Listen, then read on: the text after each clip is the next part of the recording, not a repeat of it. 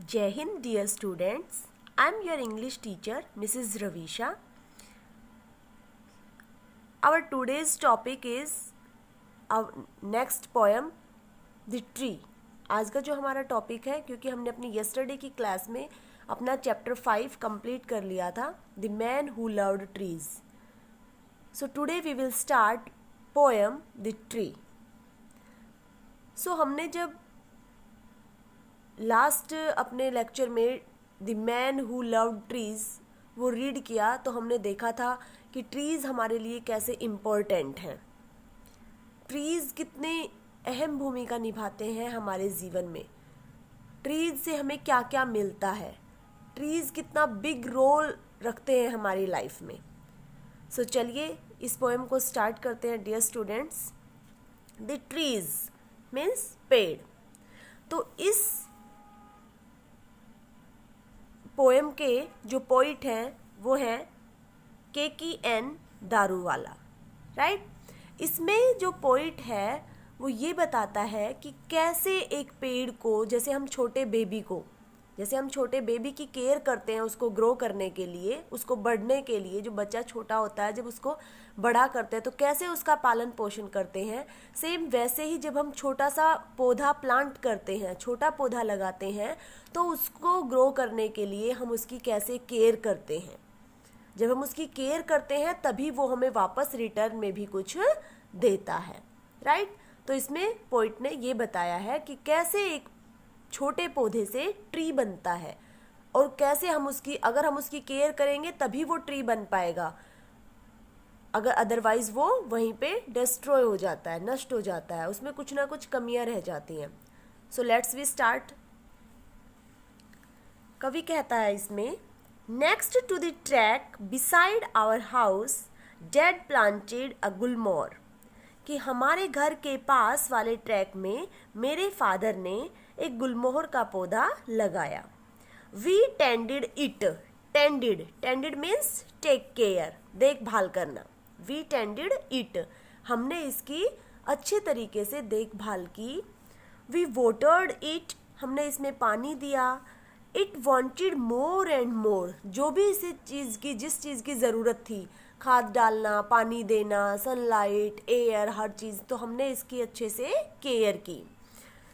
When first its little shoots of green spread across the buds means शाखाएं, टहनियाँ छोटी छोटी.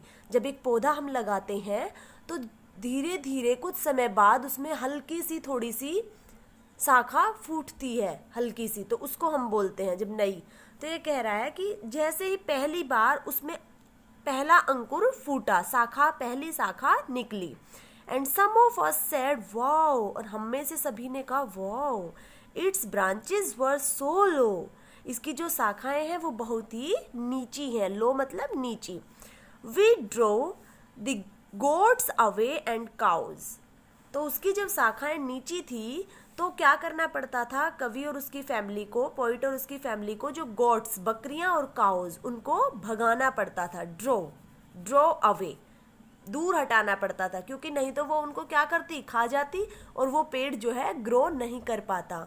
वो पौधा जो गुलमोहर का कवि के फादर ने लगाया था वो बड़ा नहीं हो पाता. सो कह रहा है कि क्योंकि इसकी शाखाएं जो है, टहनियाँ जो हैं वो नीची हैं, तो हमें बकरियों और काउज को दूर हटाना होगा, इसकी केयर करनी होगी उनसे इसकी. It really kept us on our toes, a baby tree needs care. Same जैसे एक बच्चे का पालन पोषण किया जाता है, वैसे ही हम भी इस बेबी ट्री की केयर कर रहे हैं. जो चीज़ों की इसको आवश्यकता होती है वो हम इसे प्रोवाइड करा रहे हैं. Next year the green fawns changed to leaf. अब जो वहाँ पर हमने अभी ऊपर वाले स्टैंजे में बात की थी कि छोटी सी टहनी का अंकुर फूटा, तो अगले साल फिर क्या हुआ, धीरे धीरे वो जो ग्रीन फॉज, जो छोटी छोटी टहनियों के अंकुर फूटे थे, वो पत्तियों में कन्वर्ट होने लगे, पत्तियों में बदल गए. It turned into a red roofed tree, a thing of beauty rare. तो और फिर ये धीरे धीरे किस में चेंज हो गया, रेड रूफ्ड ट्री. रूफ्ड मतलब छत, कि जैसे पूरा फैल गया, एक छत की तरह फैल गया, बिल्कुल रेड छत की तरह। रेड क्यों बोला गया है? क्योंकि गुलमोहर की जो लीव्स होती हैं वो रेड होती हैं, जैसा कि आप पिक्चर में देख रहे हैं, राइट। तो चलिए नेक्स्ट आगे देखते हैं क्या हुआ।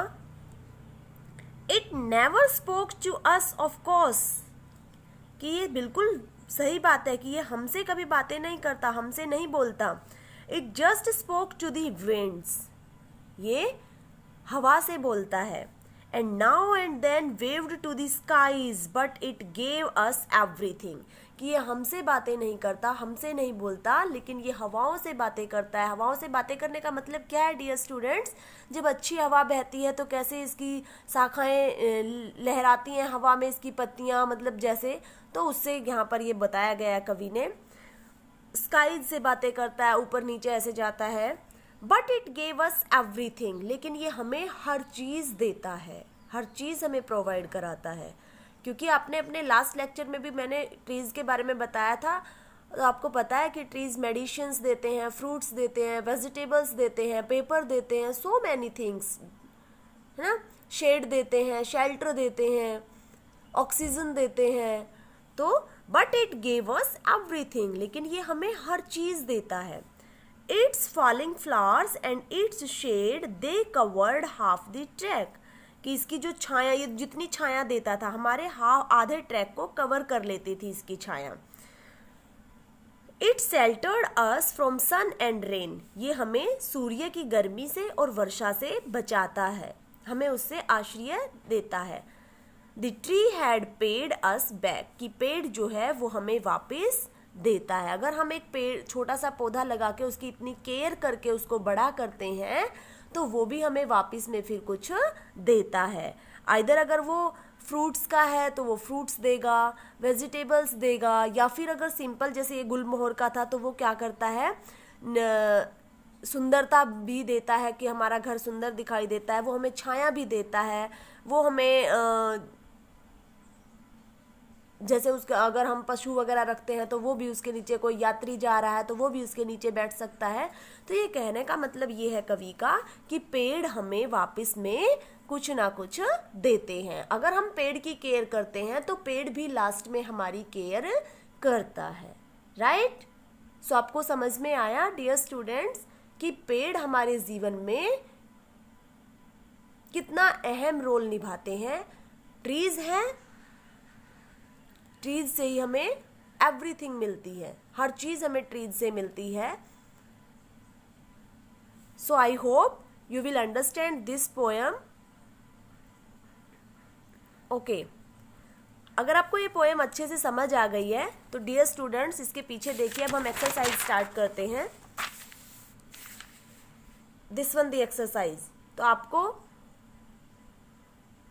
अभी ये ट्रू फॉल्स मुझे करके और अपनी बुक की फोटो क्लिक करके मेरे पास सेंड करनी है, राइट। ओके।